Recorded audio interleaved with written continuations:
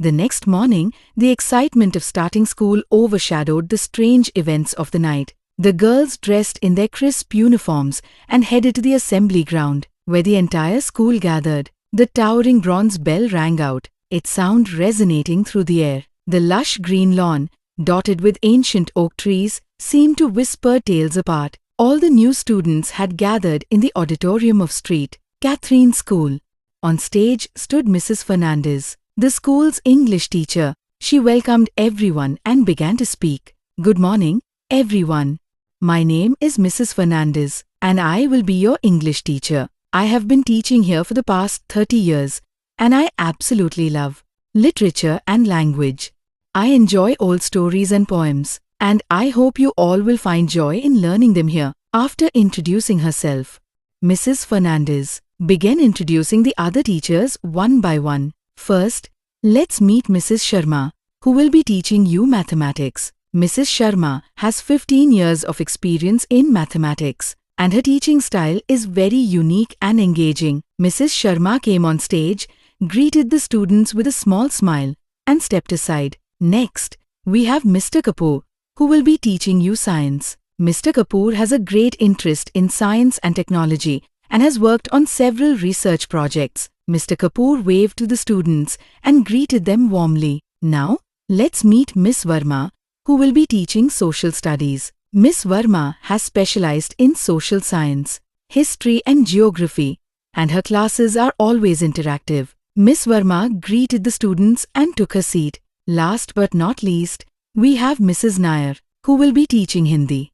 Mrs. Nair has a strong command of Hindi and has worked extensively on Hindi literature. Mrs. Nair also greeted the students and took her seat. After the introductions, Mrs. Fernandez announced the events. Today, we have some interesting activities planned. The first event is a talent show, where you can showcase your talents. The second event is a quiz competition, where you can test your knowledge. And the third event is an art and craft exhibition, where you can display your creativity. The events began, and students showcased their talents. In the talent show, some students sang songs, some danced, and others displayed their unique abilities. In the quiz competition, students participated in teams and tested their knowledge. In the art and craft exhibition, students displayed their paintings and crafts. After the events, Mrs. Fernandez returned to the stage and appreciated everyone's participation. "You all performed wonderfully today. Now, all students can head to lunch.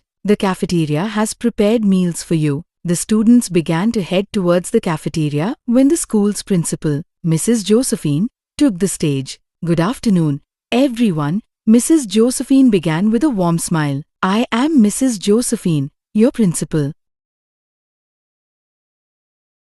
At St.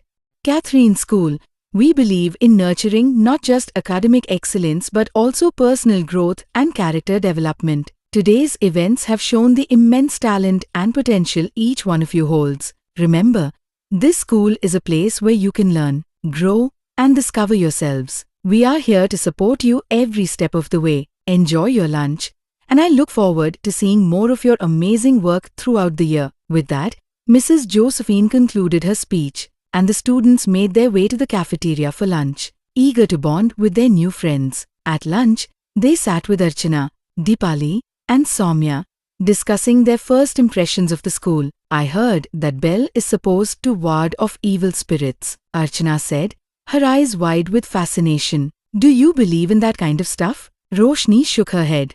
"I've always been a science person. I don't really believe in ghosts or spirits." Deepali leaned in, her voice dropping to a whisper. "There are stories, though. Some say the school is haunted." Soumya laughed. "Every old building has ghost stories. It's part of the charm, don't you think?" Despite the light-hearted conversation buzzing around her, Roshni's mind kept wandering back to the night before. She hadn't told anyone, not even Natasha or Sikha, but something about that night had deeply unsettled her. It wasn't just a smell. It was something else, something more intimate, more chilling. She could have sworn she heard breathing, not her own, not her roommate's, soft, a slow, shallow inhale, then an exhale, deliberate, as though someone was standing right beside her. Even with her eyes closed, she had felt the strange heaviness in the air. like someone was watching her, hovering just beyond her reach, silent. But there, and in those quiet moments before sleep took over, she'd curl tighter under the blanket, heart pounding, trying to convince herself it was nothing, just her mind playing tricks. A new place, a different bed, an old building, but deep down, a voice whispered, no, it was real. Even now, surrounded by new friends and familiar voices, that unseen breath lingered at the edge of her thoughts, like a shadow waiting for the lights to go out again. One evening, as they were getting ready for bed, there was a knock on the door. Sikha opened it to find Nisha, a senior student who lived on the third floor. Hi, I'm Nisha. I heard you guys have been having some strange experiences, she said, her expression serious. Roshni nodded. Yes, it's been quite unsettling. Nisha stepped into the room, closing the door behind her. There's something you should know about this place, but not here. Meet me by the old library after dinner. I'll explain everything. With that cryptic message, Nisha left, leaving the girls with a mix of curiosity and apprehension. Dinner that night was a quiet affair as they pondered over Nisha's words. As the evening bell rang, they made their way to the old library, a secluded part of the school seldom visited by students. Nisha was waiting for them, her face illuminated by the dim light of the corridor. This school has a history, she began. Years ago, a student named Jimmy disappeared, under mysterious circumstances. Some say he never left. Roshni felt a chill run down her spine. What do you mean? Nisha sighed. There have been sightings, strange happenings. Some believe her spirit still roams these halls. Natasha, ever the skeptic, scoffed. Come on, Nisha. Ghost stories? Really? But Nisha's expression remained grave. I didn't believe it either until I experienced it myself. Just be careful. Some things are beyond our understanding. As they returned to their room that night, though the lights were on and the room buzzed faintly with late-night whispers, no one truly felt sleepy.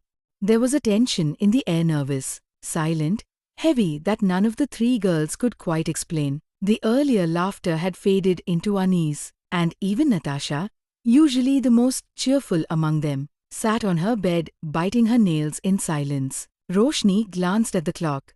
11:37 p.m. Time seemed to crawl. I think we should turn the lights off, Natasha said finally, her voice unsure despite her attempt at normalcy. Nothing's going to happen. We'll just sleep. Okay? No one answered. But Roshni reached over and turned the switch anyway. The room dipped into darkness, broken only by the faint glow from the corridor seeping in through the window slats. They lay down, eyes open, thoughts racing. No one truly slept. But somewhere between fear and exhaustion, sleep managed to steal them away. And then a sound. A jolt. A pull. The beds began to shake violently, the wooden frames creaking like they were being twisted from inside. Roshni's eyes flew open just as a strange sensation lifted her off the mattress. Her entire bed was levitating, hovering nearly 10 inches above the ground, swaying back and forth like a child's cradle pushed by invisible hands. Oh my God! Sikha screamed. Roshni! Natasha! What's happening? She shrieked as her own bed trembled beneath her. All three of them sat bolt upright, or tried to, as their beds rocked harder, up in the air, floating and thudding in a rhythm that had no sound, no poise, no mercy. They screamed loudly, desperately, their voices tearing through the night. Outside, the other hostel girls were banging on the door, shouting their names, but the door wouldn't open. The handle rattled uselessly. The lock held firm, even as fists pounded and voices begged. The room stayed shut like it had a will of its own. And then a final, deafening crack. The door burst open with a thunderous crash as Miss Matthew rammed it with her shoulder, her expression pale and frantic. The moment the door opened, everything stopped. The beds dropped to the floor with a loud thud, like they had never moved at all. Silence, cold, pressing silence. The lights flickered once, then steadied. The girls didn't move. They couldn't. Tears streamed down Roshni's face as she stumbled from her bed and rushed into Miss Matthew's arms, followed closely by Natasha and Sikha, all of them sobbing, shaking uncontrollably. Miss Matthew held them close, whispering gently, "It's okay. I'm here now. It's okay. But her eyes said otherwise.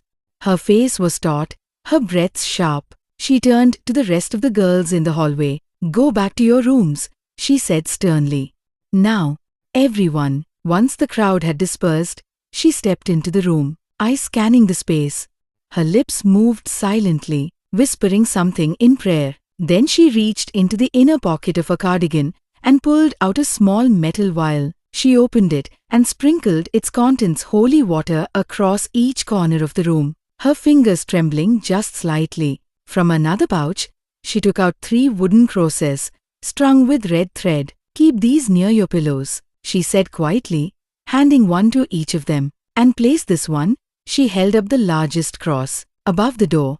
Immediately, the girls nodded numbly, still dazed, still breathing in short, broken gasps. Miss Matthew looked at them with a strange mix of authority and helplessness. This place sometimes remembers things, she said cryptically. But don't be afraid.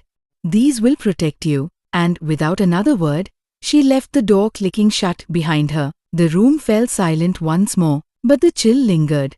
Not just in the air but deep inside their bones.